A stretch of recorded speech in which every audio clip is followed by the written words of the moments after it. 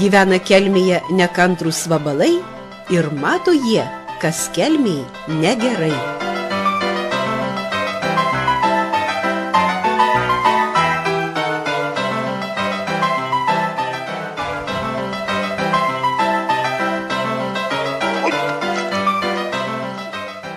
Ei, vabalai, ką jūs čia veikėt?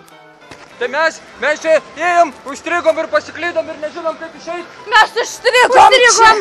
Pačioj gražiausioj mūsų pievos vietoj kažkoksai tai šiukšlynas, pačiam kelmės centre. Pačiam kelmės centre šiukšlynas. Ir kažin, kas tą šiukšlyną padarė? Kas jie padarė? Tokį šiukšlyną ir tiek metų nesutvarko.